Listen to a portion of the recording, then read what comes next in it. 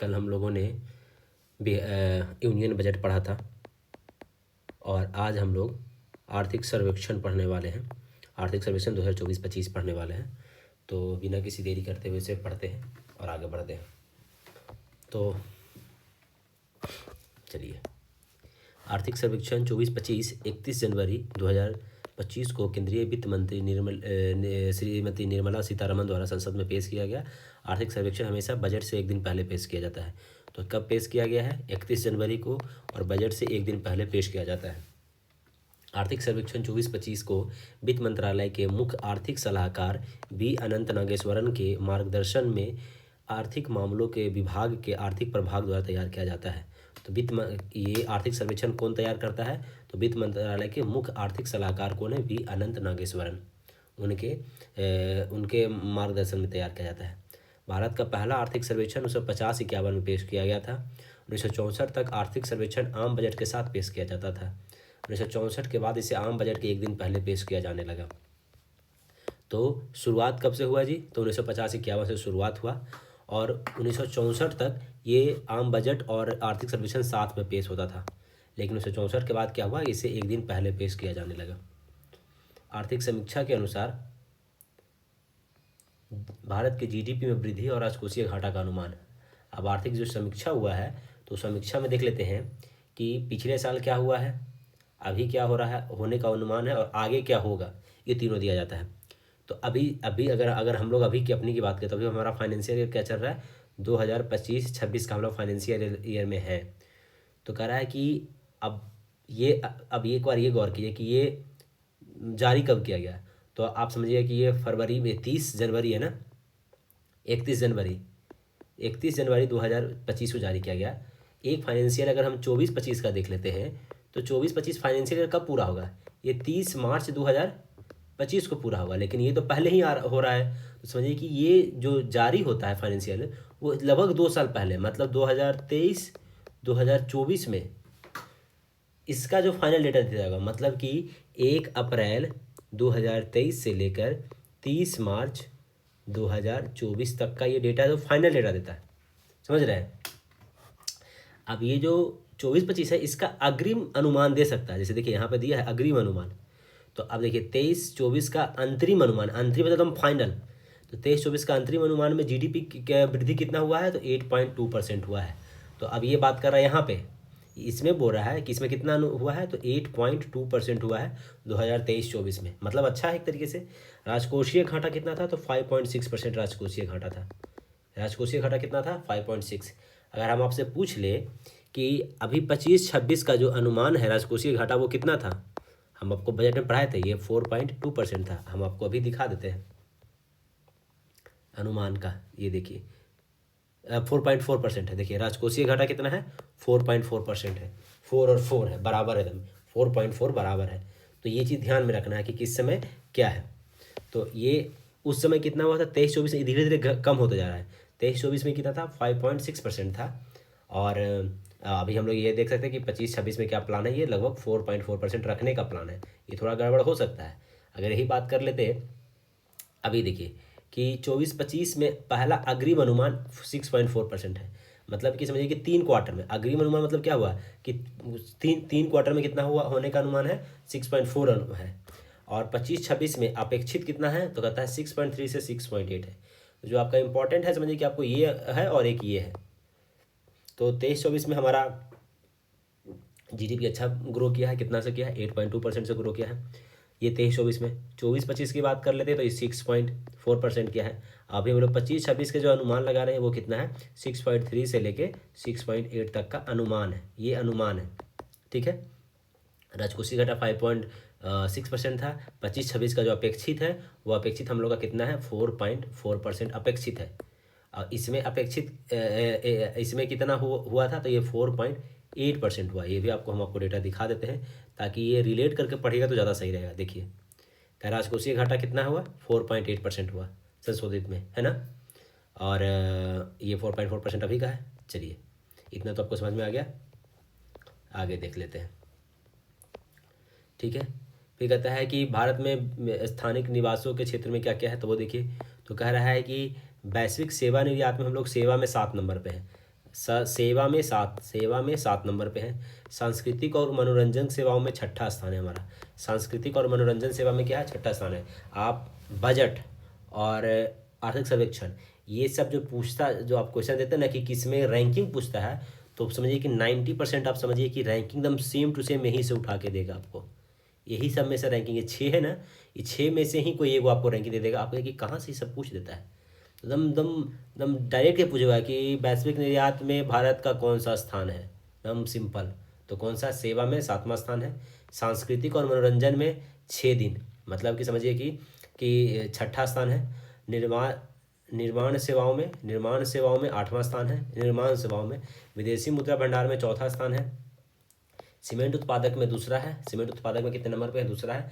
वस्त्र और परिधान निर्यात में 6ठा स्थान है। दवा उद्योग में हम लोग तीसरा पे हैं और रेलवे नेटवर्क में 4थे स्थान पे है। कुछ ट्रिक आप देखे बताते हैं आपको। कहता है वस्त्र और परिधान में कितना है, 6ठा स्थान में। मतलब कि हम लोग मंडे टू सैटरडे कपड़ा पहन के ऑफिस जाते हैं, संडे को घर में रेस्ट करते हैं, तो गंजी पहन कर रहते हैं, समझ रहे हैं ना। मतलब संडे को ज़्यादा कपड़ा नहीं पहनते हैं। तो कपड़ा और परिधान निर्यात में कितने नंबर पे हैं, मंडे टू सैटरडे 6ठे स्थान पे है। सीमेंट उत्पादक में क्या है, 2nd नंबर पे है। सीमेंट में क्या है, 2nd नंबर पे है। कहता है कि घर बनाने के लिए क्या चाहिए, ईंट चाहिए। ईंट के बाद दूसरा नंबर पे क्या चाहिए, सीमेंट। ईंट के बाद क्या चाहिए, सीमेंट चाहिए। 2 ईंटों को जोड़ने के लिए क्या चाहिए, सीमेंट चाहिए। तो ये सीमेंट में कितने नंबर पे है, 2nd नंबर पे है। दवा उद्योग में तीसरा स्थान पे है। मेडिसिन में कितने हैं हम लोग, मेडिसिन में कितने नंबर पे हम लोग, 3 नंबर पे है। मतलब मेडिसिन आपको कितना टाइम खाना है, मेडिसिन आपको खाना है 3 टाइम, सुबह दोपहर और रात, होता है ना। तो मेडिसिन आपको 3 टाइम खाना है। तो दवा उद्योग में तीसरा स्थान हो गया। रेलवे नेटवर्क में 4था स्थान में। मतलब कि कहते ना कि वर्ल्ड का पूरब जाओ, पश्चिम जाओ, उत्तर जाओ, दक्षिण जाओ, चारों तरफ आपको क्या मिलेगा, रेलवे मिलेगा। पूरब पश्चिम उत्तर दक्षिण कहीं पे चल जाओ, रेलवे आपको चारों तरफ मिलेगा। तो रेलवे आपका 4थे स्थान पे आ गया। विदेशी मुद्रा भंडार में भी 4था है। मतलब कि देश के हर कोना में विदेशी मुद्रा भंडार हम लोग रखे हुए हैं। मतलब हर कोना का पैसा हमारे यहाँ रखा हुआ है देश का, चाहे वो पूरब का देश हो, पश्चिम का देश, पूरब का देश हो, पश्चिम का हो, उत्तर का हो, दक्षिण का, चारों तरफ का पैसा हमारे भारत में रखा हुआ है, चारों तरफ का पैसा। ठीक है, विदेशी मुद्रा भंडार हो गया। निर्माण में ऐसे देखो, सेवा में 7 नंबर, और अगर निर्माण आ गया, एक बढ़ गया तो 8वां नंबर पर हो जाएंगे।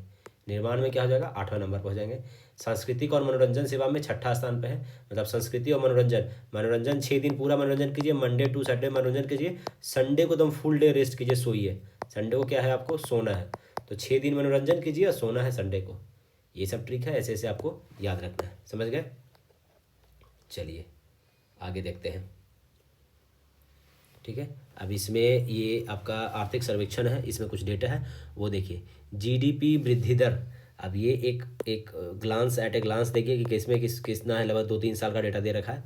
तो 23-24 में हम लोग देखें कितना था, 8.2% था। 24-25 में कितना है, 6.4% है, जो अनुमानित है। काहे कि अभी फाइनल डेटा नहीं था हम लोग 24-25 का। 25-26 में हम लोग अनुमानित तरीका है 6.3 से 6.8। यही सेम चीज़ यहाँ पे लिखा हुआ देखिए, ये और ये, यही 3 चीज़ लिखा है। ठीक है, जीडीपी हो गया।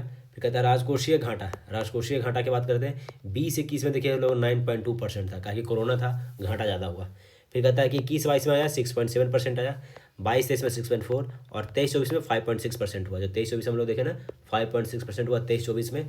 24-25 में कितना हुआ है, तो 24-25 में ये 4.8% हुआ है। और हम लोग अगर 24-25 हो गया और 25-26 में अनुमान कितना लगा है, ये 4.4% का अनुमान लगा है। तो ये 2 डेटा और यहाँ पे आप ऐड कर सकते हैं। विदेशी मुद्रा भंडार में कितना था, तो विदेशी मुद्रा भंडार, ये तो एक डेटा थोड़ा वो हो रखा है, कितना था इसमें। ये आपको मैं 1 मिनट में आपको ये डेटा भी क्लियर कर ही देता हूँ कि कितना डेटा था विदेशी मुद्रा भंडार में। 1 मिनट रुकिएगा, मैं देख के आपको बता देता हूँ।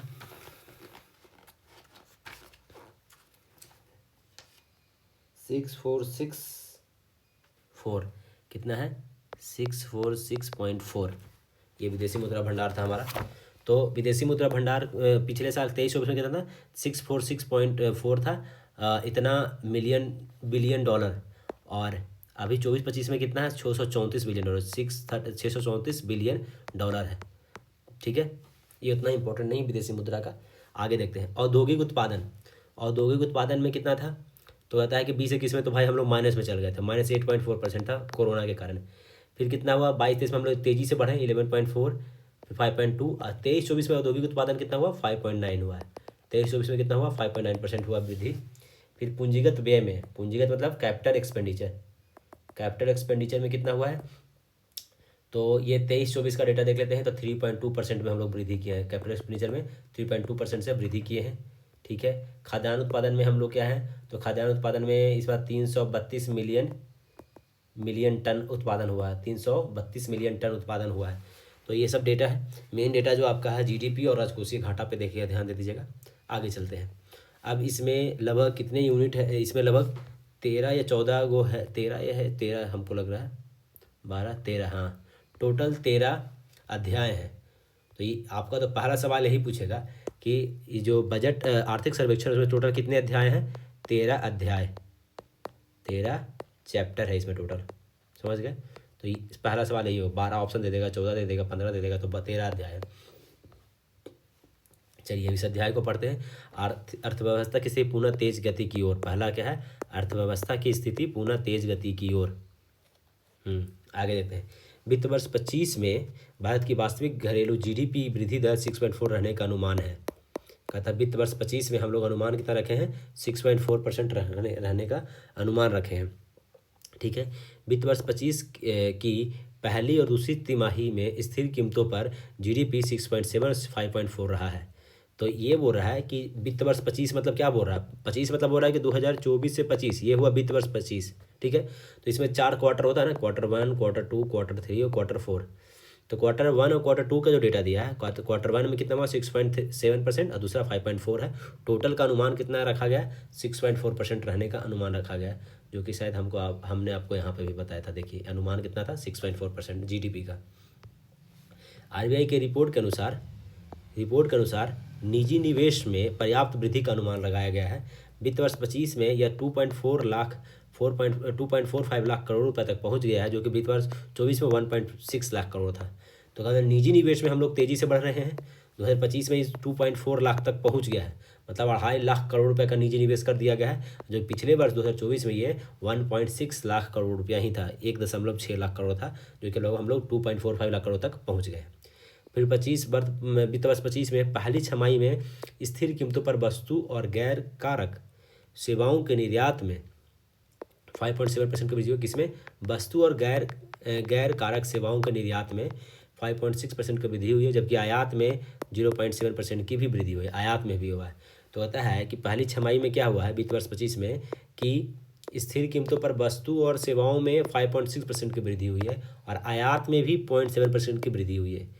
तो ये याद रखना है, ये हमारे लिए, ये तो चलो ठीक है कि सेवाओं में वृद्धि हम लोग कर रहे हैं, अच्छा है। आयात में 0.7% की वृद्धि हुआ, ये अच्छी बात नहीं है। उपभोक्ता मूल्य सूचकांक सीपीआई वित्त वर्ष 24 में 4.9 हो गया है। कंज्यूमर प्राइस इंडेक्स, उपभोक्ता मूल्य का इंग्लिश में क्या बोलते हैं, कंज्यूमर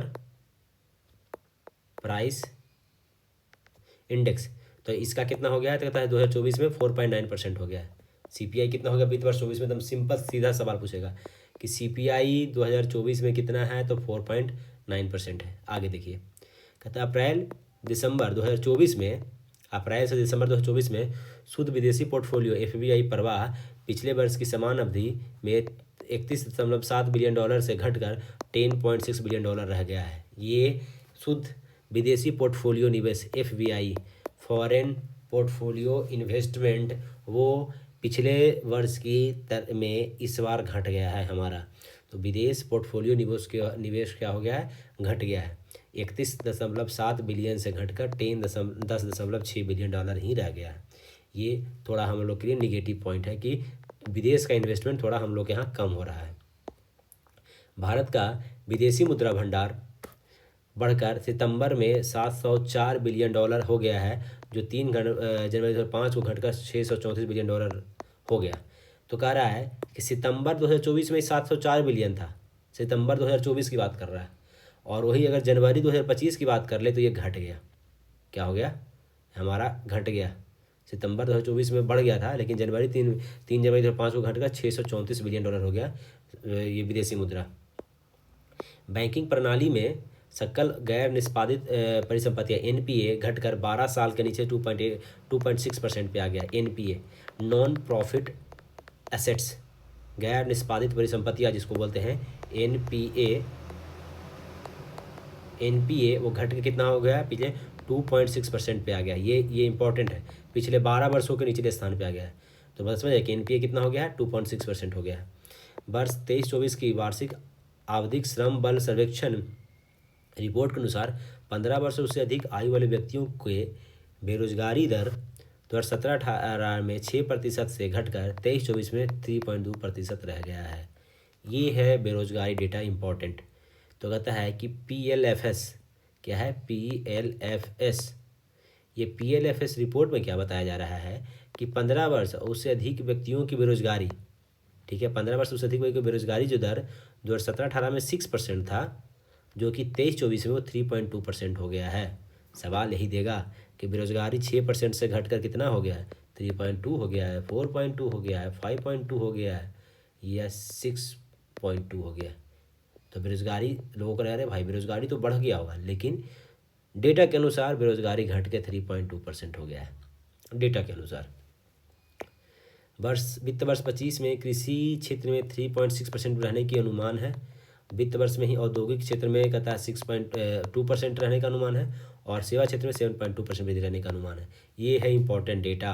कहता है 2025 में कृषि में कितना बढ़ेगा जी, 3.8%, मतलब कि प्राइमरी सेक्टर। सेकेंडरी सेक्टर में जो औद्योगिक है, औद्योगिक में कितना बढ़ेगा, औद्योगिक में बढ़ेगा 6.2%, 3.8, 6.2, और फिर सेवा क्षेत्र में 7.2% बढ़ेगा। ये डेटा आपको याद रखना है, ये है इंपॉर्टेंट डेटा। कृषि में 3.8, औद्योगिक में 6.2, और इसमें 7.2, 3.8, 6.2, 7.2, समझ गए। 38 दूनी 72, ये याद रखने का ट्रिक है। 6.2, 7.2, और ये कितना हो जाएगा, तो कितना का आधा है, 3.2 का आधा 38 दूनी 76 होता है भैया, सॉरी ये गड़बड़ कर दी कहानी। 3.8, 6.2 और 7.2, बस ऐसे याद रखिए भैया, सब में ट्रिक नहीं मिल सकता है। मौद्रिक और वित्तीय क्षेत्र विकास, मौद्रिक और वित्तीय क्षेत्र विकास के बारे में पढ़ते हैं। अन्योन्याश्रय संबंध। भारतीय रिजर्व बैंक RBI का वित्त समावेशन सूचकांक मार्च 2024 में अंत में 64.2 रहा है। RBI का वित्तीय समावेशन सूचकांक, RBI का वित्तीय समावेशन सूचकांक कितना रहा है, 6.2% रहा है। 31 सितंबर 2024 तक पूंजी बाजारों में निवेशक की संख्या 13.2 लाख करोड़ पहुंच गई है। कहता है 31 दिसंबर 2024 तक में कितना करोड़ हो गया है, तो निवेशक मतलब लगभग समझिए कि 10% निवेशक हो गया। हम लोग मानते हैं जी 130 करोड़ की जनसंख्या है, अभी तो डेटा के साथ जब ये जनगणना होगा तो थोड़ा और बढ़ेगा, या ऑब्वियसली हम लोग 150 करोड़ पार कर चुके होंगे लगभग, लेकिन एक मान के चलते हैं कि चलो 130 करोड़ जनसंख्या है, तो उसका लगभग 10% हम लोग यहाँ पे हो गए पूंजी बेस में निवेशक में काम कर रहे हैं, ठीक है, 13.2 करोड़, ठीक है। आगे देखिए, अप्रैल से दिसंबर 2024 तक real estate investment trust REIT और इंफ्रास्ट्रक्चर इन्वेस्टमेंट ट्रस्ट INVIT द्वारा 16,456 करोड़ रुपये जुटाए गए हैं। कहता है रियल एस्टेट इन्वेस्टमेंट ट्रस्ट और इंफ्रास्ट्रक्चर इन्वेस्टमेंट ट्रस्ट के द्वारा 16,456 करोड़ रुपये जुटाए गए हैं, 16,456 करोड़ रुपया जुटाए गए हैं। मई 2024 में BSE सूचीबद्ध शेयरों का कुल बाजार पूंजीकरण पहली बार $5 ट्रिलियन के मील के पत्थर के ऊपर बंद हुआ है। $5 ट्रिलियन। अब बोल देगा, सवाल देगा कि मई 2024 तक जो हमारा शेयर मार्केट है BSE में जो सूचीबद्ध कंपनी है वो कितने पूंजी कितने पर जाकर बंद हुआ है, 5 ट्रिलियन, 8 ट्रिलियन, 9 ट्रिलियन और 10 ट्रिलियन। ये ऑप्शन रहेगा आपका। तो ऑप्शन रहेगा तो आपको क्या मारना है, 5 ट्रिलियन। क्या मारना है आपको, 5 ट्रिलियन मारना है, ठीक है। आगे, जीवन बीमा की वित्त वर्ष 2024 में 2.8% हो गए, कुल नेट बीमा पहुंच गए 3.7%। कहता है जीवन बीमा की पहुंच वित्त वर्ष 24 में कितना हो गया, 2.8% हो गया, कुल बीमा हो गया 3.7%, टोटल कितना हो गया 3.7%, और लेकिन अगर जीवन बीमा कितना हो गया तो 2.8% हो गया, ठीक है। आगे देखिए, देश में देश में बीमा घनत्व की मामूली वृद्धि देखी गई है। बीमा घनत्व की जो 2023 में 92 अमेरिकी डॉलर था, उससे बढ़कर 24 में 95 अमेरिकी डॉलर हो गया है। तो कहता है कि बीमा घनत्व में थोड़ा बढ़ोतरी हुआ है। 23 में 92 अमेरिकी डॉलर था, जो कि अब बढ़कर 24 में 95 अमेरिकी डॉलर हो गया है। अगस्त 2024 को सरकार ने सरकारी कर्मचारियों के लिए एकीकृत पेंशन यूपीएस की मंजूरी दे दी। कब दे दिया? यूपीएस की मंजूरी कब दिया गया है? हो सके तो ये डेट याद रख लीजिएगा। डेट क्या है? 24 अगस्त 2024। अब डेट कैसे याद करना है कि 24 तो यहाँ पे भी है और 24 यहाँ पे भी है। तो 24 अगस्त 2024 आज़ादी मिल गया। अगस्त में आज़ादी मिला है, 15 अगस्त को मिला है ना जी। तो ये डेट याद रखने का ट्रिक है कि 24 अगस्त 2024 को सरकार कर्मचारियों के लिए एकीकृत पेंशन यूपीएस की मंजूरी दे दी है। वैश्विक साइबर सुरक्षा सूचकांक में भारत का Tier 1 स्कोर 100 में से 98.49% है। Tier 1 स्कोर कितना है? 94.4 है। तो वैश्विक साइबर सुरक्षा सूचकांक में 24 में भारत का टीयर कितना है? 98.49% है। 100 में कितना है? 98.49% है। ठीक है, आइए हम लोग देख लिए। तीसरा है बाह्य क्षेत्र एफडीआई को व्यवस्थित रूप देना। बाह्य क्षेत्र एफडीआई को व्यवस्थित रूप देना। आगे देखते हैं जी। वित्त वर्ष 25 के पहले 9 महीनों में भारत का कुल निर्यात माल और सेवा को सकारात्मक वृद्धि देखा गया है, जो 6% की वार्षिक वृद्धि के साथ 602 बिलियन अमेरिकी डॉलर पहुंच गया है। अब ये देखिए, बोल रहा है कि पहले 9 महीने में, तो पहले 9 महीने में कितने परसेंट की वृद्धि हुआ है जी? 6% के। 2025 के वित्त वर्ष के पहले 9 महीने में कुल निर्यात में माल और सेवा दोनों में सकारात्मक वृद्धि कितना हुआ? 6% की वार्षिक वृद्धि के साथ 6% की वार्षिक वृद्धि के साथ 602 बिलियन डॉलर हो गया है। 6% के वार्षिक वृद्धि के साथ हम लोग अच्छा काम किए हैं 25 में। अप्रैल दिसंबर 24 के दौरान कुल आयात 6.9% की वार्षिक वृद्धि के साथ 682 मिलियन डॉलर पहुंच गया। देखिए यहाँ पे काम गड़बड़ हो गया। तो यहाँ पे क्या हो गया? चलिए, निर्यात तो ठीक कर रहे थे, यहाँ आयात में भी वृद्धि हो रहा है, वार्षिक वृद्धि। ये गड़बड़ है, ये नहीं होना चाहिए। अप्रैल से दिसंबर 9 महीने में ये 6.9% की वार्षिक वृद्धि हो गया है। ये यहाँ पे 6% हो रहा है, यहाँ पे 6.9% हो रहा है और 682 अमेरिकी बिलियन डॉलर हो गया। ये है काम गड़बड़ का, ये नहीं होना चाहिए। चलिए आगे देखते हैं। अप्रैल दिसंबर 2024 में कुल व्यापार घाटा 79 मतलब 79.5 बिलियन अमेरिकी डॉलर का हुआ है। तो कहता है कि 9 महीने का जो डेटा दे रहा है, ये 9 महीने का जो डेटा है, कहता है अप्रैल से दिसंबर 2024 के बीच में कुल व्यापार घाटा कितने का हुआ है? 79.5 बिलियन डॉलर का हुआ है। बिलियन डॉलर का मतलब डॉलर का साइन आगे होना चाहिए। भारत ने 2030 तक वस्त्र निर्यात में 150 बिलियन अमेरिकी डॉलर का लक्ष्य रखा है। तो कहता है कि 15 दूनी 30, कहता है कि 150 बिलियन डॉलर का लक्ष्य कब तक रखा है? वस्त्र निर्यात में 150 बिलियन डॉलर का लक्ष्य कब तक रखा है जी? तो 150 मतलब 15 दूनी 30, 2030 तक, ये याद रखना है। 150 बिलियन का लक्ष्य कब तक रखा है? 2030 तक। अगर ये पूछ दे कि 2030 तक वस्त्र निर्यात में कितने बिलियन डॉलर का लक्ष्य रखा गया है? 50 बिलियन, 100 बिलियन, 150 बिलियन या 200 बिलियन डॉलर? तो अपन को याद रखना है कि अगर डेटा पूरा 2030 तक, तो 30 का आधा 15 मतलब 150 बिलियन डॉलर में कपड़ा को निर्यात का लक्ष्य रखा गया है। ठीक है, आगे देखिए। दूरसंचार, कंप्यूटर, सूचना सेवाओं में भारत वैश्विक निर्यात का 10.2% हिस्सा रखता है। दुनिया में सबसे बड़ा निर्यात, दूसरा सबसे बड़ा निर्यातक है। तो कहता है कि कंप्यूटर, दूरसंचार और सूचना में हम लोग कितना 10.2% विश्व में हिस्सा रखते हैं, 10.2%, और दुनिया में दूसरा सबसे बड़ा निर्यातक है। एक्सपोर्ट में हम लोग सेकंड नंबर पे आते हैं, टीवी मतलब कंप्यूटर में, सूचना में और दूरसंचार में।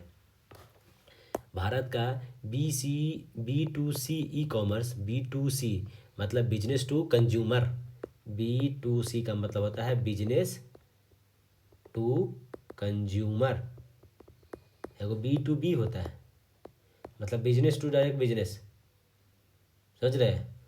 ये बिजनेस टू कंज्यूमर है। तो होता है B2C ई कॉमर्स बाजार में 150 बिलियन डॉलर का बढ़ने तक का अनुमान है। तो होता है B2C ई कॉमर्स बाजार में 2026 तक, ये बोल रहा है 2026 तक कितना 150 बिलियन डॉलर हो जाएगा। B2C कॉमर्स में 2026 तक $150 बिलियन हो जाएगा। ये थोड़ा अलग डेटा है, याद रखिएगा।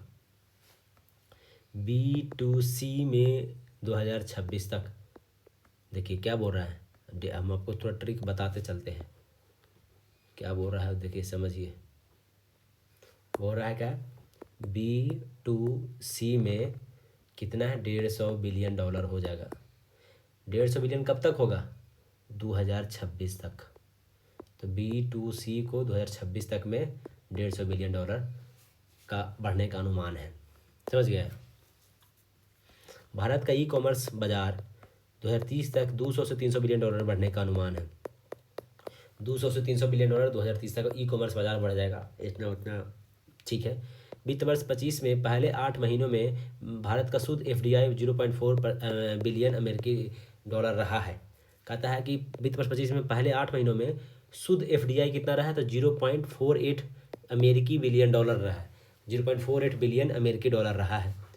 अप्रैल से दिसंबर 24 तक में भारत में शुद्ध FDI प्रवाह पिछले वर्ष की समान अवधि में 31.7 बिलियन डॉलर से घटकर 10.5, ये तो पहले भी पढ़े ना जी, घट गया है। भारत ने दुनिया के सबसे बड़े विदेशी मुद्रा भंडार रखने वाले में अपना स्थान सुरक्षित कर लिया है, जो चीन, जापान और स्विट्जरलैंड के बाद चौथा स्थान पे है। तो हम लोग पैसा कहाँ, चारों तरफ का पैसा अपने पास रखते हैं, इधर हो इधर हो इधर हो इधर, चारों का पैसा अपने नंबर पे, मतलब 4th नंबर पे है। तो आगे कौन है जी, पहले चीन है, फिर जापान है, फिर स्विट्जरलैंड है, उसके बाद हम लोग चौथे नंबर पे, ठीक है। चीन, जापान, स्विट्जरलैंड के बाद चौथे नंबर पे हम लोग आते हैं। आगे देखते हैं, अथर्थ कीमतों एवं मुद्रास्फीति उतार चढ़ाव को समझना। ये देखिए भैया, उतार चढ़ाव को समझते हैं। कहता IMF ने भारत के लिए 2025 में 4.4% और वित्त वर्ष 2026 में 4.1% की मुद्रास्फीति का अनुमान रखा है। ये है इम्पोर्टेंट डेटा।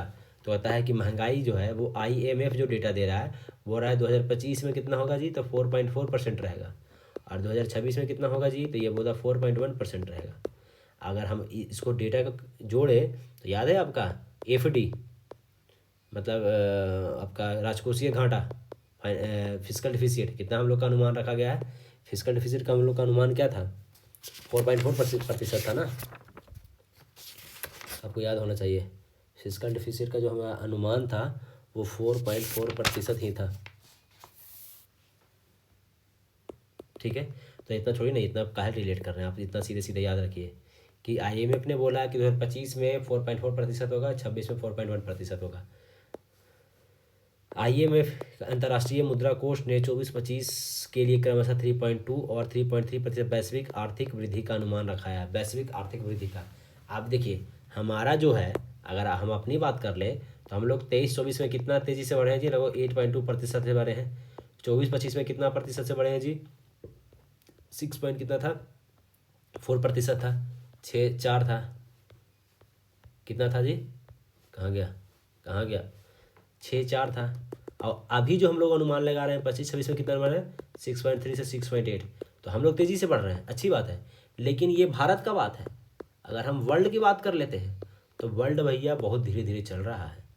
वर्ल्ड का क्या बोल रहा है कि 24-25 में 3.2% था 2024 में, और 2025 में कितने थे अनुमान लगाया है 25 के लिए 3.3%। देखिए मोदी जी इसलिए बोलते हैं कि हम लोग बहुत तेज़ी से बढ़ रहे हैं वर्ल्ड में, और वर्ल्ड भी हम लोग को इसलिए इज्जत देता है कि भैया ये बहुत तेज़ी से बढ़ रहा है, समझ रहे हैं। कहाँ 3% है, कहाँ हम उसको सीधे दुगुना 6.4%, समझ रहे हैं। तो अच्छी बात है ये। तो 24 के लिए बोला है 3.2 और 25 के लिए बोला है 3.3। अब एक चीज़ कहाँ कन्फ्यूज हो जाएगा आप लोग, आपसे पूछ देगा वैश्विक आर्थिक वृद्धि, और ऑप्शन दे देगा इसमें 3.2 भी दे देगा और 6.4 भी दे देगा। आप हो जाएगा कन्फ्यूज कि भाई वैश्विक आर्थिक वृद्धि कैसे बढ़ रहा है, तो आप लोग इसी को मार दीजिएगा, लेकिन कन्फ्यूज नहीं होना है। चलिए आगे पढ़ते हैं। वित्त वर्ष 25 में खुदरा मुद्रास्फीति 4.9 हो गई है, जो कि वित्त वर्ष 24 में 5.4 थी। मुद्रास्फीति की खुदरा की बात कर रहा है। कोर मुद्रास्फीति अपने सबसे निचले स्तर पर पहुंच गई है। कहता है कि वित्त वर्ष 25 में अप्रैल से दिसंबर तक में खुदरा मुद्रास्फीति 4.9% हो गया है, जो कि ठीक है कितना है 4.9% हो गया मुद्रास्फीति। जो पिछले वर्ष 24 में कितना था, 24 में ये 5.4 था। तो चलिए उससे बढ़िया है, गरीबी कम हो थी, वो मुद्रास्फीति कम हो रहा है। कोर मुद्रास्फीति अपने सबसे निचले स्तर पे पहुंच गई है, अच्छी बात है। उपभोक्ता खाद्य मूल्य सूचकांक में 2024 में 7.5 से बढ़कर वित्त वर्ष 25 में 8.4 हो गया। उपभोक्ता खाद्य मूल्य सूचकांक 24 में 7.5% से बढ़कर 25 में 8.4 हो गया है, ये बढ़ गया है। उपभोक्ता मूल्य सूचकांक क्या हो गया जी, 7.4 से 5 से बढ़कर 8.4 हो गया, मतलब 0.9 का वृद्धि हो गया इसमें। ये गड़बड़ कहानी है। आगे देखिए, मध्यम अवधि का परिदृश्य देख लेते हैं। भारत को विकसित भारत के वित्तीय लक्ष्यों प्राप्त करने के लिए लगभग 1 या 2 दशक में स्थिर कीमतों का औसतन 8% से वृद्धि दर हासिल करने की आवश्यकता है। खान मंत्रालय ने भारत की आर्थिक सुरक्षा के लिए 33 महत्वपूर्ण खनिजों का विश्लेषण दिया है। भारत 75% लिथियम आयन बैटरी चीन से मंगवाता है। ये देखिए क्या बोल दिया कि बोला अगर हम लोग विकसित भारत @2047 जो हम लोग लक्ष्य रखे हैं, तो इसको प्राप्त करने के लिए कहता है कि 1 या 2 दशक तक हम लोग को लगातार हर साल लगभग 8% से वृद्धि करना होगा। कितना परसेंट से करना होगा, 8% से करना होगा, जो कि पिछले साल हमारा 6.4 रहा है, इस साल का अनुमान 6.3 से 6.8 ही है, तो इसको और बढ़ाने की ज़रूरत है। ठीक है, खाद्य मंत्रालय ने आर्थिक सुरक्षा के लिए 33 महत्वपूर्ण खनिजों को विश्लेषण दिया है। 33 महत्वपूर्ण खनिजों को भारत 75% लिथियम आयन बैटरी चीन से मंगवा रहा है, ये गड़बड़ बात है। 75% निवेश और अवसंरचना अब और देख लेते हैं, थोड़ा सा अगला 6ठा अध्याय देखते हैं। कहता है केंद्र सरकार द्वारा प्रमुख बुनियादी ढांचा क्षेत्रों पर पूंजीगत व्यय वित्त वर्ष 24 में 38% की दर से बढ़ाया गया है। कहता है कि पूंजीगत व्यय पे, कैपिटल एक्सपेंडिचर में, पूंजीगत मतलब कैपिटल एक्सपेंडिचर पे बोल रहा है कि कैपिटल एक्सपेंडिचर पे क्या किया जा रहा है कि 2024 तक में 38% के वृद्धि दर से बढ़ाया गया है। मतलब हम लोग कैपिटल बढ़ा रहे हैं। कैपिटल मतलब क्या समझ रहे हैं, जैसे कि आपका ब्रिज बनाना, डैम बनाना, बड़ा बड़ा मतलब बिल्डिंग बनाना, ये सब हम लोग कैपिटल एक्सपेंडिचर कर रहे हैं। तो इसमें हम लोग सरकार 38% से बढ़ाया है, जो कि अच्छी बात है। भारतीय रेलवे 2029-30 तक 30 गीगावाट अक्षय ऊर्जा का लक्ष्य रखा है। तो कितना तक, 2030 तक, 29-30 तक कितना रखा है, 30 गीगावाट तक। तो रेलवे की बात कर रहा है, किसकी बात कर रहा है, रेलवे की बात कर रहा है। 29-30 तक में 30 गीगावाट, ये तो सीधा सीधा 30 तक 30 गीगावाट का लक्ष्य रखा है।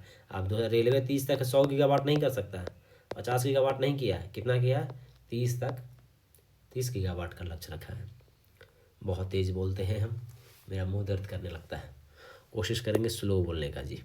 आगे देखिए, भारत में कुल 63 लाख किलोमीटर सड़क का नेटवर्क है। कितना है, 63 लाख है, जिसमें 1,46,000 किलोमीटर का राष्ट्रीय राजमार्ग है। तो 63 लाख में 1.5 लाख ही राष्ट्रीय राजमार्ग है, बाकी सब गांव में है। 2025 में 5853 मतलब 5,853 किलोमीटर NH का निर्माण किया गया है। कितना का किया गया, लगभग 5,053 किलोमीटर का, मतलब 5,853 किलोमीटर का NH का किया गया है, राष्ट्रीय राजमार्ग का निर्माण किया गया है। NH कुल सड़क माल यातायात का 40% वहन करता है।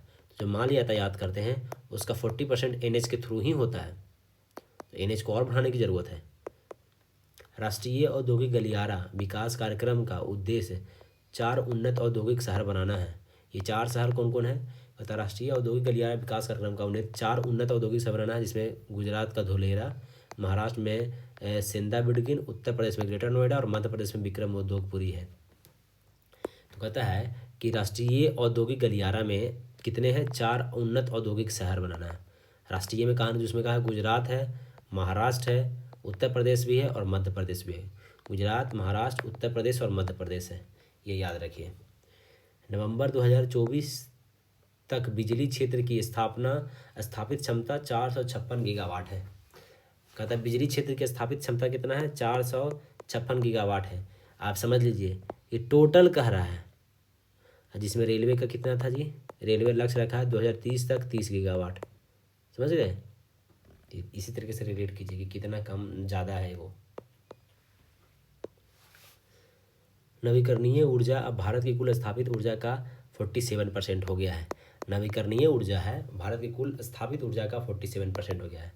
ठीक है। भारत वर्तमान में 56 सक्रिय अंतरिक्ष परिसंपत्तियों का संचालन करता है, जिसमें 19 संचार उपग्रह, 9 नेविगेशन उपग्रह, 4 वैज्ञानिक उपग्रह और 26 पृथ्वी अवलोकन उपग्रह है।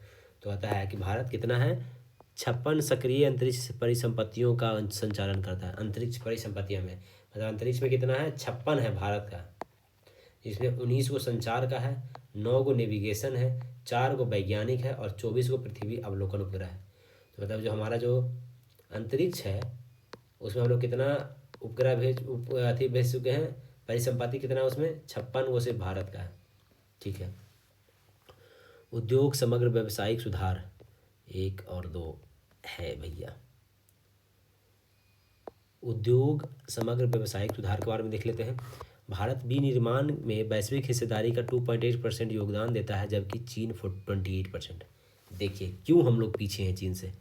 हम लोग वैश्विक विनिर्माण के वैश्विक हिस्सेदारी हम लोग कितना है, 2.8 है, और चीन कितना है, 28 है। सीधे 10 गुना ज़्यादा है विनिर्माण क्षेत्र में, मतलब मैन्युफैक्चरिंग में। विनिर्माण मतलब मैन्युफैक्चरिंग में हम लोग का योगदान मात्र 2.8% है, और चाइना का कितना है, 28.8% है।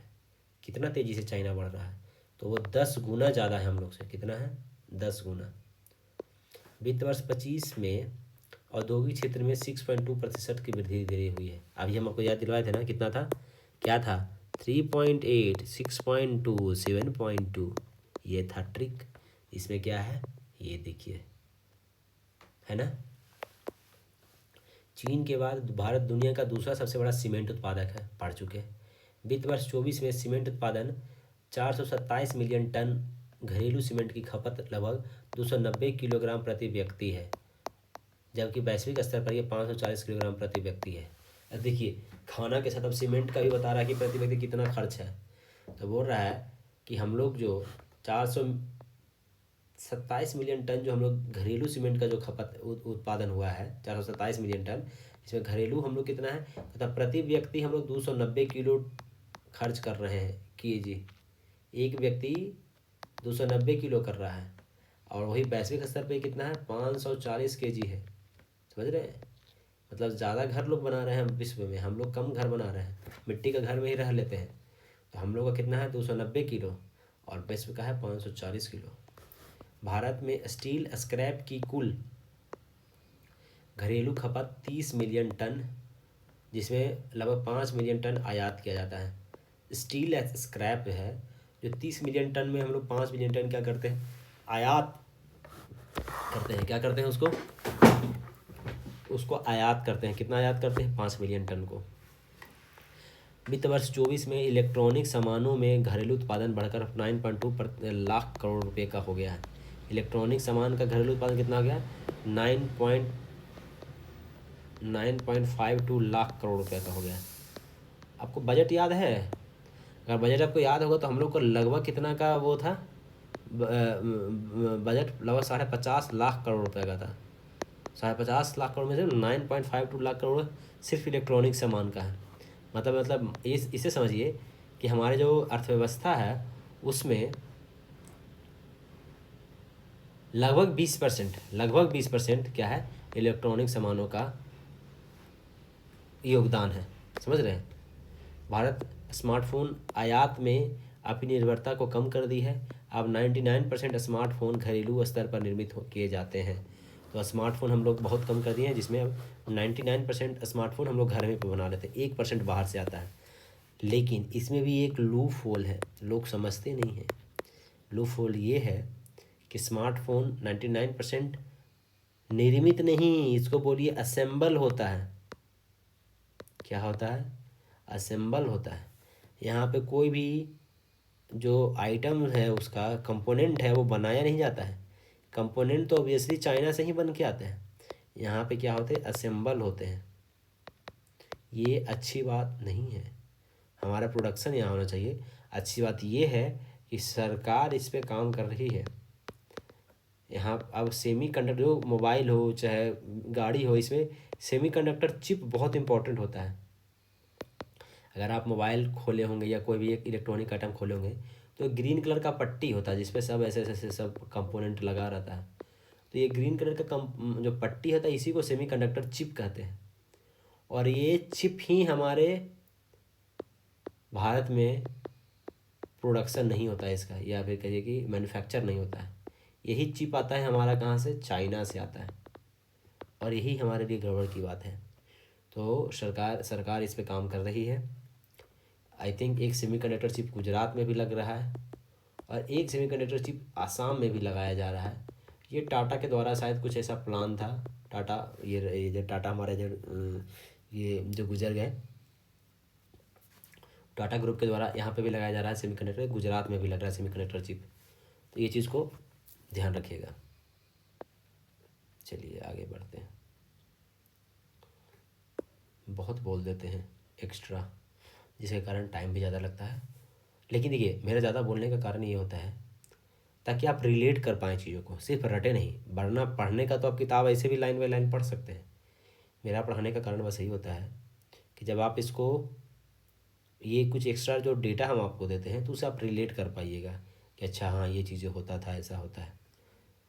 चलिए आगे देखते हैं। भारत इलेक्ट्रॉनिक्स बाज़ार में वैश्विक बाज़ार का 4% प्रतिनिधित्व करता है। अब ये देखिए एक चीज़ आपको आप कैसे डेटा रिलेट करना है कि हमारा जो जीडीपी है 50 लाख में, उसका कितना लगभग था, 20% था। तो हमारे भारत में सिर्फ ये 20% योगदान कर रहा है, और लेकिन वैश्विक बाज़ार में कितना इसका योगदान है, प्रतिनिधित्व है, 4% का प्रतिनिधित्व है। और हमारे इंटरनली लगभग 20% है। तो वैश्विक बाज़ार में फ़ोन कितने नंबर का है, 4% का है। समझ गए। भारत वस्त्र और परिधान में छठा सबसे बड़ा निर्यातक देश है, देख लिए। वैश्विक बाज़ार में इसकी हिस्सेदारी 4% इसका भी है। समझ गए। तो वस्त्र परिधान में छठा सबसे निर्यातक है और हिस्सेदारी लगभग 4% ही है। तकनीकी कपड़ा उद्योग तेज़ी से बढ़ रहा है, वैश्विक स्तर पर 5वें स्थान पे है और भारत शुद्ध निर्यातक है। तकनीकी कपड़ा, भाई तकनीकी कपड़ा भी तकनीकी आने लगा है, ये तेज़ी से बढ़ रहा है और वैश्विक स्तर पर 5वें स्थान पे पहुंच गया है। ऐसे छठा स्थान पे है ये टोटल में, लेकिन तकनीकी कपड़ा में हम लोग 5वें नंबर पे आ गए, 1 नंबर पहले हो गए, टेक्नोलॉजी में आगे बढ़ गए हैं। भारत शुद्ध निर्यातक देश है। क्या है, भारत शुद्ध निर्यातक देश है तकनीकी कपड़ा में। ऐसे कपड़ा में छठा नंबर पे है। 6 दिन कपड़ा पहन के ऑफिस जाइए, 7वां दिन रेस्ट कीजिए, यही ट्रिक था ना आपका। आपका था कि टेक्नोलॉजी में 1 दिन पहले ही 1 दिन और ज़्यादा हो गया, 5वें नंबर पे आ गए हम लोग, अच्छी बात है। वैश्विक चिकित्सा उपकरण बाजार में भारत की अनुमानित हिस्सेदारी 1.5% है। एशिया के में बाजार आंकड़े में भारत चौथे स्थान पे है। कहता है वैश्विक चिकित्सा उपकरण बाजार में अनुमानित हिस्सेदारी 1.5% है।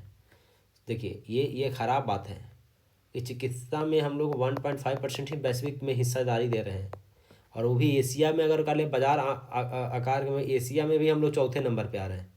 समझ रहे हैं। एशिया में तो कम से कम टॉप रहना चाहिए जी। चाइना, चलो चाइना आगे रहेगा, सेकंड नंबर पे तो हम लोग भारत रह सकते थे ना, लेकिन इसमें भी हम लोग चौथे नंबर पे हैं। ये गड़बड़ कहानी है। बीपो रिपोर्ट 2022 के अनुसार भारत वैश्विक स्तर पर शीर्ष 10 पेटेंट फाइलिंग कार्यालयों में छठे नंबर पे है। पेटेंट फाइलिंग में मतलब आप कुछ नया इन्वेंट करते हैं तो आपको इसके लिए पेटेंट लेना पड़ता है कि ये आपका है। कुछ दिन पहले कि अमेरिका है, वो हल्दी पे पेटेंट ले लिया था। ये कोशिश किया था, लेकिन भारत में फिर इसको बहुत कहते हैं इंटरनेशनल कोर्ट में इस पर केस किया गया कि भाई हमारे ऋषि मुनि और पुराने 10,000 पुराने ग्रंथ में लिखा हुआ है भाई कि हल्दी का क्या इस्तेमाल है और कैसे उत्पादन होता है और कैसे क्या है। आप कैसे बोल सकते कि हल्दी हमारे यहाँ का है, आपके पास क्या प्रूफ है। तो ये केस कोर्ट में केस चला, फिर जाके ये बात ख़त्म हुआ। तो कहता है कि हम लोग पेटेंट लेने में शीर्ष 10 देशों में शीर्ष 10 पेटेंट फाइलिंग में छठे स्थान पे आते हैं। बीपो रिपोर्ट 2022 के अनुसार वैश्विक स्तर पे 10 पेटेंट फाइलिंग कार्यालयों में छठे नंबर पे है। बीपो द्वारा विज्ञान और प्रौद्योगिकी क्लस्टर रैंकिंग में भारत 4 शहरों के साथ दुनिया के शीर्ष 100 विज्ञान और प्रौद्योगिकी क्लस्टर में चौथे स्थान पे भी है। कहता है विज्ञान और प्रौद्योगिकी क्लस्टर में भारत के कितने शहर हैं, 4 शहर हैं, और दुनिया के 100 वैज्ञानिक प्रौद्योगिकी क्लस्टरों में चौथे नंबर पे भी आ रहे हैं। भारत का 4 शहर है और वर्ल्ड में हम लोग चौथे नंबर पे भी आ रहे हैं। वित्त वर्ष 21 में अनुसंधान और विकास पर सकल व्यय 127 करोड़ रुपया है, जो कि सकल घरेलू का 0.64% है। अनुसंधान और विकास मतलब क्या हुआ, R&D, रिसर्च एंड डेवलपमेंट पे कितना हम लोग खर्च कर रहे हैं, मात्र 127 लाख करोड़ मतलब 1,27,000 करोड़, 1,27,000 करोड़ रुपया खर्च कर रहे हैं, जो GDP का कितना है 0.64% है। ये खराब बात है। हम लोग को रिसर्च पे ज़्यादा मेहनत करना चाहिए, इससे ज़्यादा खर्च करना चाहिए। तो हम लोग R&D में कितना कर रहे हैं, ओनली 6.4% कर रहे हैं, जो कि 1,27,000 करोड़ रुपया ही है। नवंबर 2024 तक MSME ने 23.24 करोड़ व्यक्तियों को रोजगार प्रदान किया है। तो ये तो MSME सबसे ज़्यादा रोजगार दे रहा है। कहता है कि MSME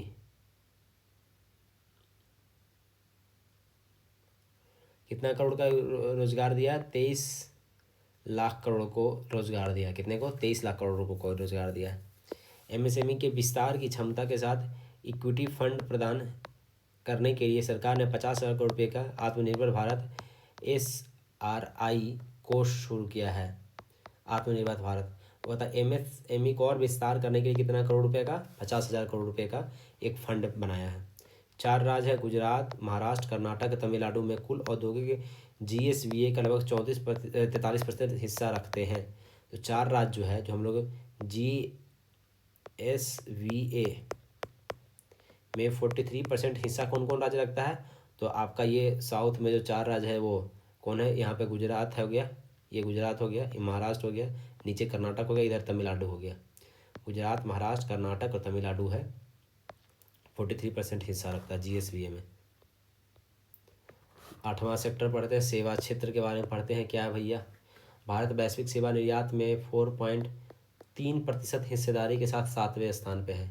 अभी बताए थे, सेवा में 7वें नंबर पे है और 4.3% हिस्सेदारी है। सेवा में कितना हिस्सेदारी है, 4.3% वैश्विक हिस्सेदारी है।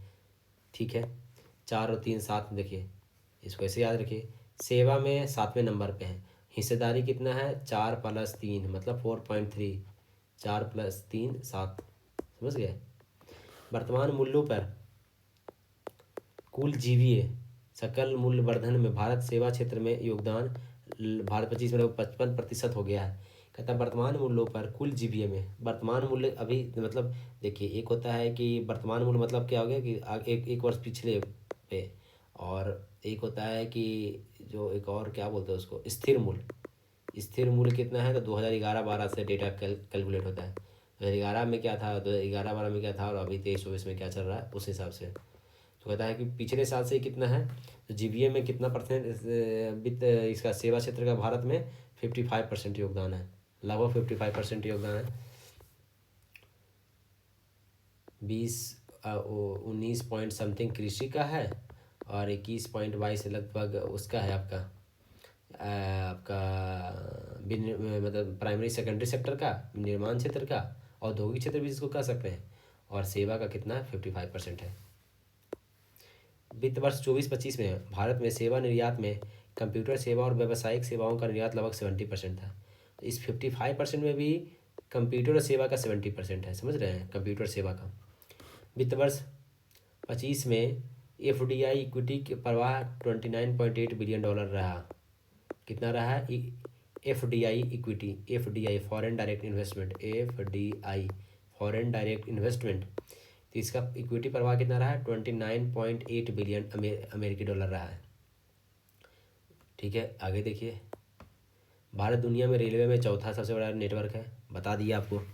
भारत सरकार ने वित्त वर्ष 29 तक सभी 4 लेन राष्ट्रीय राजमार्ग हाई स्पीड कॉरिडोर पर बाधा मुक्त टोलिंग शुरू करने का लक्ष्य रखा है। कब तक, तो होता है 2029 तक में सभी 4 लेन पे, और 4 लेन पे राष्ट्रीय राजमार्ग पर हाई स्पीड कॉरिडोर पे बाधा मुक्त टोलिंग शुरू करने का लक्ष्य रखा। कब रखा, 2029 तक। भारत सरकार 2047 तक भारतीय जहाज निर्माण और जहाज मरम्मत को वैश्विक स्तर पर शीर्ष 5 में स्थान दिलाने के उद्देश्य से मैरीटाइम इंडिया विजन 2030 और मैरीटाइम अमृतकाल विजन 2047 लॉन्च किया है। तो बोल दिया सरकार कि सब चीज़ में तो बढ़ रहे हैं, तो जहाज निर्माण और जहाज मरम्मत में भी जहाज़ निर्माण और जहाज़ मरम्मत में भी 2047 तक शीर्ष 5 कंट्री में, टॉप 5 कंट्री में नाम रखना है, जिसके लिए मैरीटाइम 2030 और मैरीटाइम 2047 का लक्ष्य रखा है। भारत में जल मार्गों की नौगम्य लंबाई 14,850 किलोमीटर है और अक्टूबर 2024 में देश में 26 चालू जलमार्ग है। तो टोटल लंबाई कितना है जलमार्ग का? 14,850 है। और राज जलमार्ग कितना है? तो 26 चालू जलमार्ग है, 26 है। पर्यटन क्षेत्र का सकल घरेलू उत्पाद में वित्त वर्ष 23 में महामारी पूर्व स्तर 5% पहुँच गया। पर्यटन क्षेत्र में 23 में 7.6 करोड़ नौकरियां पैदा की। मतलब कि कोरोना के पहले अच्छा हम लोग का जो हो रहा था का लगभग 5% के आधार पर पहुँच गया। कोरोना के बाद में महामारी पूर्व के स्तर पर पहुँच गया।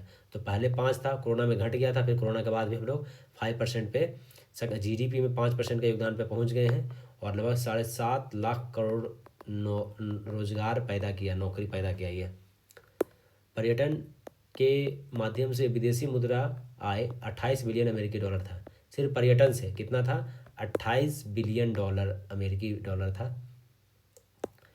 2024 में वैश्विक रियल एस्टेट पारदर्शिता सूचकांक में 89 देशों में 31वें स्थान पर है। वैश्विक रियल एस्टेट पारदर्शिता में हम लोग कितने नंबर पर हैं? 31st, 31वें स्थान पर हैं 89 देशों में। अक्टूबर 2024 तक भारत 1.18 बिलियन से अधिक टेलीफोन ग्राहकों, 84% से अधिक समग्र टेली घनत्व और 944 मिलियन ब्रॉडबैंड उपभोक्ताओं के साथ दूसरे सबसे बड़े दूरसंचार के रूप में खड़ा हो गया है। तो भारत जो है इसमें 1.18 बिलियन से अधिक टेलीफोन ग्राहक हो जाएगा। कितना हो जाएगा? 1.18 बिलियन से अधिक टेलीफोन ग्राहक हो जाएगा। 84% समग्र टेली घनत्व है, 84% इसका घनत्व है। और 100 में 84 व्यक्ति के पास टेलीफोन है। 941 billion broadband, 941 million broadband connection हो जाएगा, जो कि पूरे विश्व में दूसरा सबसे बड़ा बन गया। कृषि देख लेते हैं। अब आप लास्ट पे एकदम कगार पे पहुंच गए हैं। इसको 10 से 15 मिनट इसको ख़त्म करना होगा। अब हम लोग को थोड़ा स्पीड बढ़ाते हैं। कृषि के बारे में वो बता रहा है। तो वित्त वर्ष 24 में प्रारंभिक अनुमानों के मौजूदा आधार पर सकल घरेलू उत्पाद में 16% का योगदान देता है और लगभग 46.1% आबादी का भरण पोषण करता है। होता है कि इसका GDP में मात्र 16% योगदान है। GDP में कितना है? 16% योगदान है, और जो कि जनसंख्या का 46% लोगों का ये क्या है? भरण पोषण कर रहा है। समझ रहे हैं? कहानी गड़बड़ है। 2025 के दूसरी तिमाही में कृषि क्षेत्र में 3.5% की वृद्धि दर्ज की। 2017 से 23 के दौरान औसत वृद्धि दर 5% है। एक प्रमुख वैश्विक अनाज उत्पादक के रूप में भारत विश्व में कुल उत्पादन में 11.6% योगदान रखता है। तो होता है कि 2025 के दूसरी तिमाही में कितना हुआ? 3.5% की वृद्धि हुआ है। एक डेटा आपको ये लिखे याद है 3.8, 6.2, 7.2। तो कहता है कि 2025 के दूसरी छमाही में 3.5% हुआ है।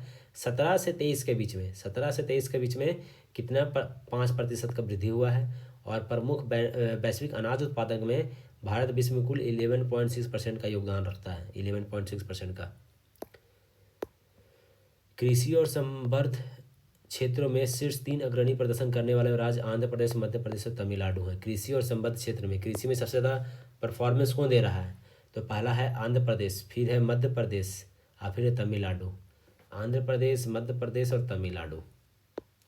शुद्ध बोए गए क्षेत्र का लगभग 55% सिंचाई प्राप्त करता है। भारत की 2/3 से अधिक कृषि भूमि सूखे के खतरा का सामना करती है। तो हम लोग जो कृषि क्षेत्र है उसमें मात्र 55% को ही पानी मिलता है। 2/3 से अधिक जो है कृषि क्या होता है? सूखे का खतरा मिलता है। बहुत कंडीशन खराब है। सीमांत और छोटे पैमाने पर किसान भारत के कृषि जोत का लगभग 85% प्रतिनिधित्व करते हैं। ये किसान आमतौर पर 2 हेक्टेयर से कम भूखंडों पर खेती करते हैं। तो कह रहा है कि 85% जो किसान हैं उसके पास 2 हेक्टेयर भी ज़मीन नहीं है। समझ रहे हैं? कंडीशन ये है। सेम कंडीशन ऐसा ही बिहार में भी है, सेम कंडीशन ऐसा ही क्या है, बिहार में भी यही चीज़ चल रहा है। मार्च 2024 तक देश में 7.75 करोड़ चालू केसीसी खाते हैं, जिस पर 9.8 लाख करोड़ रुपए का ऋण बकाया है। एक मिनट।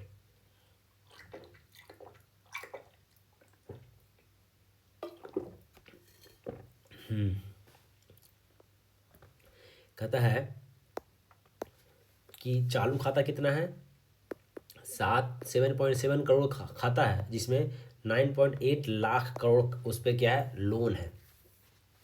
पशुधन कृषि क्षेत्र विकास का एक प्रमुख चालक बन गया है, पशुधन, ठीक है, जिसने कृषि के जीवीए में अपना योगदान 23 में 30% कर दिया है। पशुधन कृषि, कहता है पशुधन क्षेत्र कृषि में, कहता है कि एक प्रमुख चालक बन गया जो कि 23 में 30% का योगदान रखा है।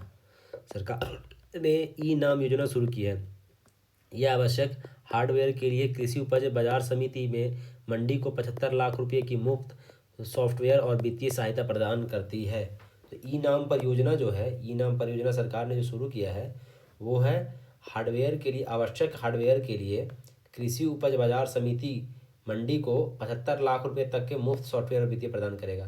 तो ई नाम परियोजना में कितना लाख रुपए तक का है, 75 लाख रुपए तक का आपको सरकार मदद करेगी, ठीक है, कृषि उपज बाजार में। वित्त वर्ष 23 में कुल मछली उत्पादन कितना हुआ है जी, तो बताया है कि 184 लाख टन हो गया है। 24 में कृषि खाद्य निर्यात का मूल्य, जिसमें प्रसंस्करण खाद्य का निर्यात शामिल है, 46.44 बिलियन अमेरिकी डॉलर तक पहुंच गया है, जो भारत के कुल निर्यात का 11.7% है। तो जो भारत में हम लोग जो जितना एक्सपोर्ट करते हैं उसमें 11.7% क्या है, हमारा कृषि का एक्सपोर्ट होता है। जलवायु पर्यावरण देखते हैं, 10, 11, 12, 13, ये 3, 4 और है, ख़त्म कीजिए। सितंबर 2024 में शुरू किया गया भूनीर पोर्टल भूजल संसाधनों के प्रबंधन, विनियमन और भूजल उपयोग को पारदर्शिता, दक्षता और स्थिरता को बढ़ावा देने के लिए केंद्रीय भूजल प्राधिकरण का पोर्टल है। ये याद रखिए, ये भूनीर जो पोर्टल है वो भूजल के संसाधनों को प्रबंधन के लिए, विनियमन के लिए, पारदर्शिता, दक्षता, स्थिरता के लिए केंद्रीय भूजल प्राधिकरण का बोर्ड है। तो भूनीर मतलब क्या है, भूजल संसाधनों के प्रबंधन के लिए दिया गया। छत्तीसगढ़ के धमतरी जिले ने समुदाय विशेषकर महिलाओं को शामिल करके वर्षा जल संचयन, छत से पानी इकट्ठा करने और अपशिष्ट जल प्रबंधन केंद्र पर अभियान शुरू किया। तो छत्तीसगढ़ की जो महिला है उन्होंने, कहता है कि वर्षा वाला पानी को संचयन करना है, छत से पानी इकट्ठा करना है और अपशिष्ट जल को प्रबंधन करने पे काम कर रहा है। भारत का स्थापित ऊर्जा क्षमता है, कहता है कि स्थापित ऊर्जा क्षमता के बारे में देखिए, कोयला से हम लोग 46% ऊर्जा लेते हैं, सोलर से 20% हो गया, पवन से 10% हो गया, हाइड्रो से 10.3% हो गया और गैस से 5% हो गया। अब ये देखिए कैसे कैसे, कोयला में 46%, सूरज से 20%, पवन से 10%, हाइड्रो से भी 10% हो गया। पहले कोयला, फिर सौर, फिर पवन, फिर हाइड्रो, फिर गैस। 31 दिसंबर 2024 तक बायोमास बिजली और सह उत्पादन परियोजनाओं के लिए स्थापित कुल क्षमता 9.1 गीगावाट ग्रिड से जुड़ी और 0.9 गीगावाट समतुल्य ऑफ ग्रिड थी।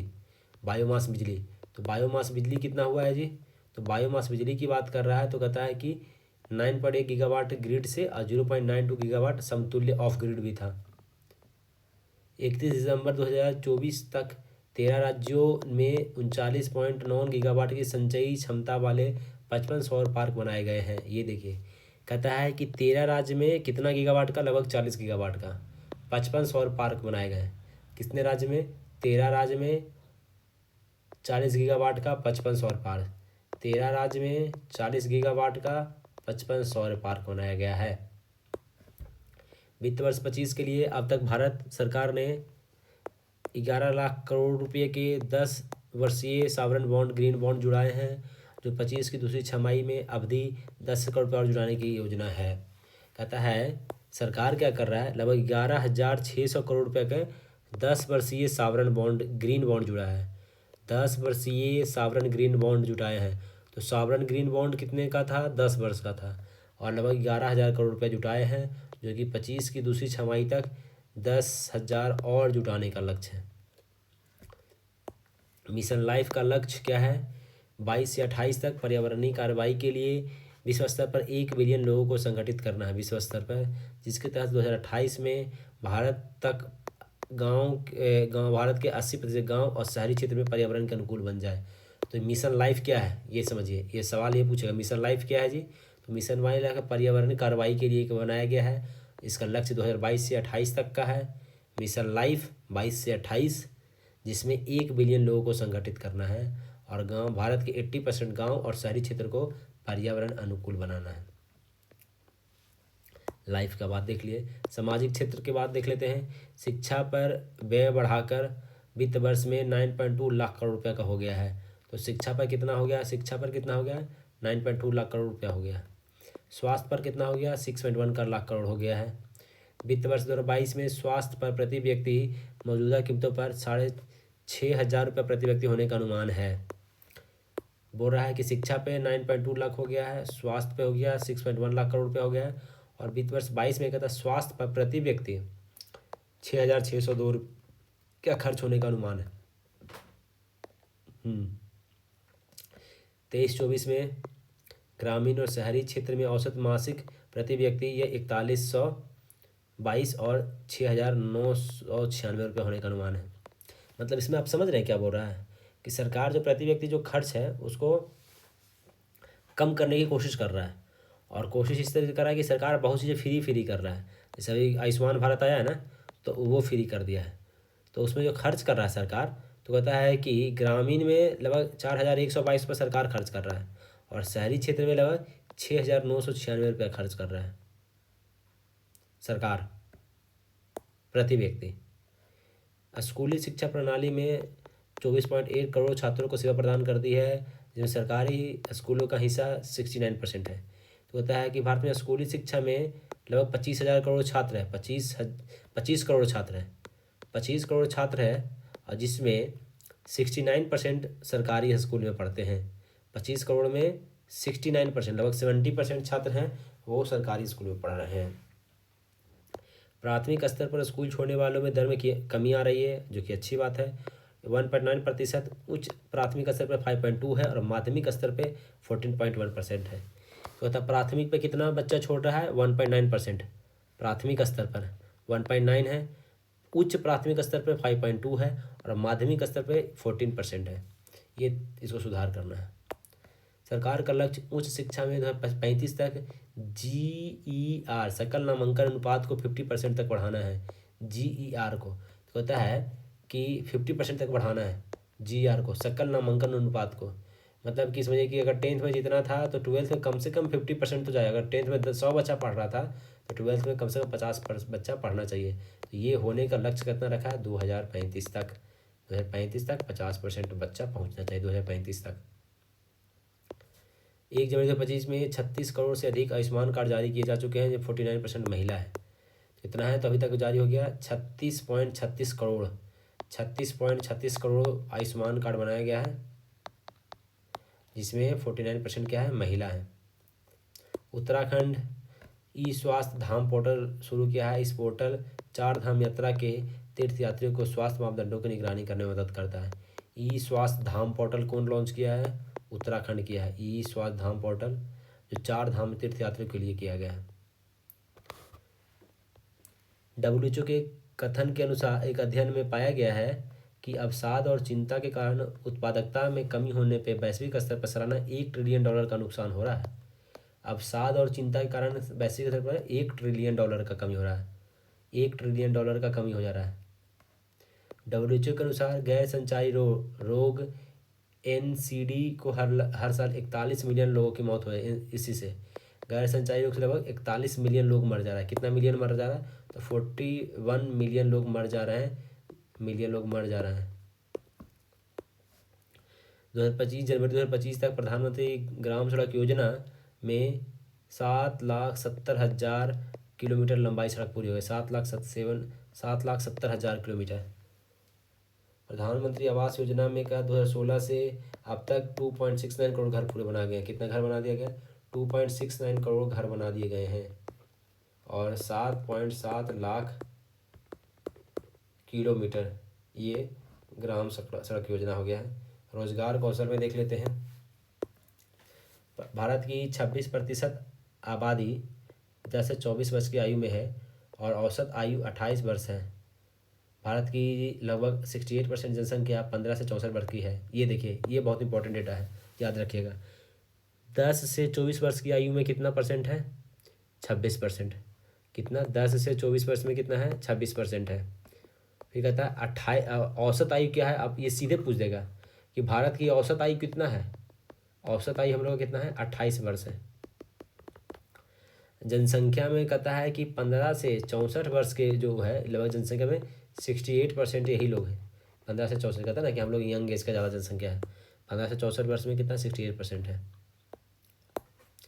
2026 तक कुल निर्भरता अनुपात 54.3 होने का अनुमान है।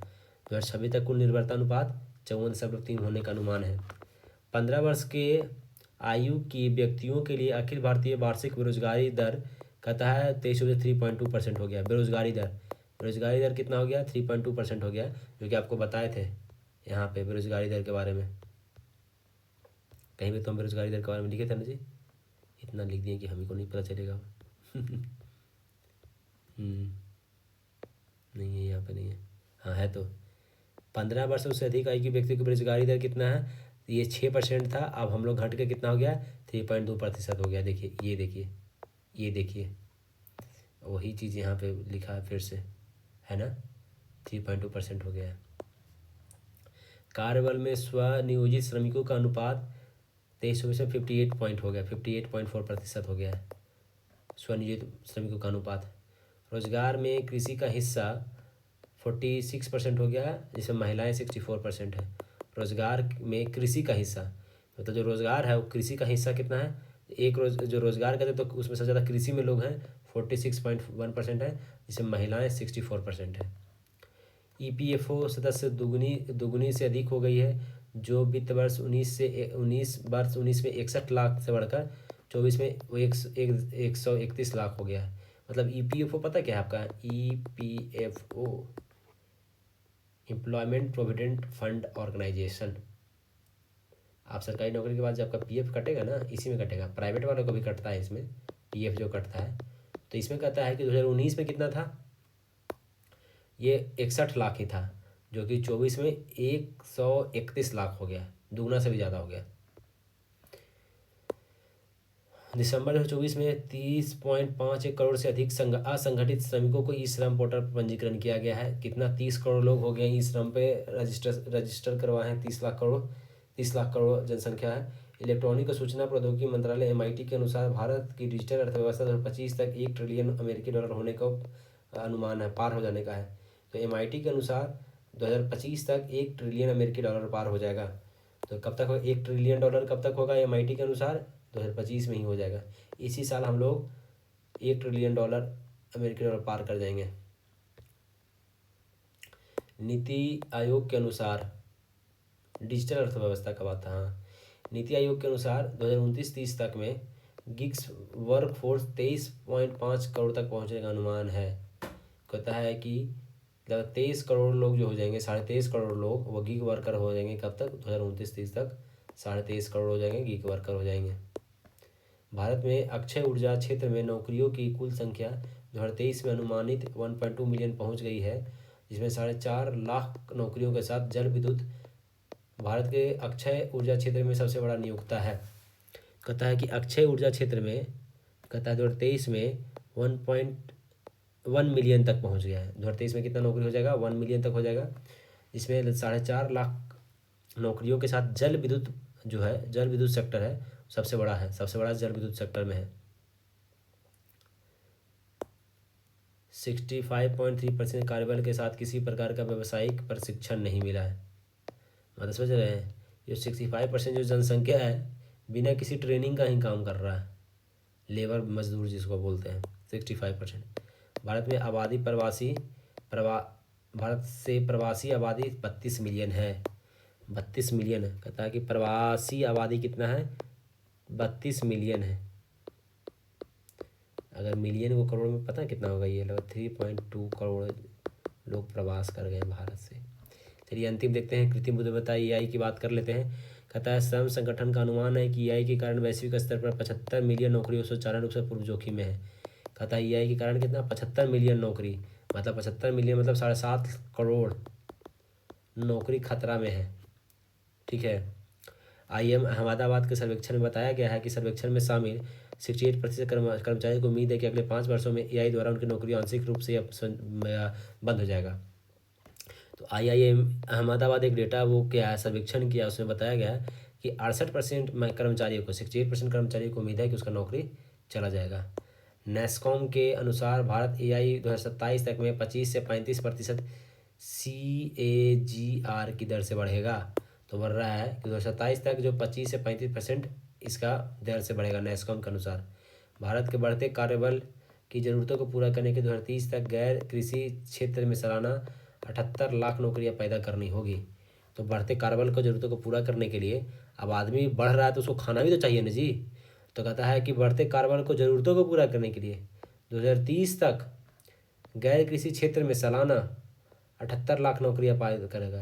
मतलब कृषि को छोड़कर भरण पोषण कैसे होगा, तो उसके लिए होता है कि कृषि को छोड़कर कम से कम 78 लाख नौकरियां सालाना पैदा करना पड़ेगा। सालाना, एक साल में 78 लाख नौकरी पैदा करना पड़ेगा। कब तक, 2030 तक।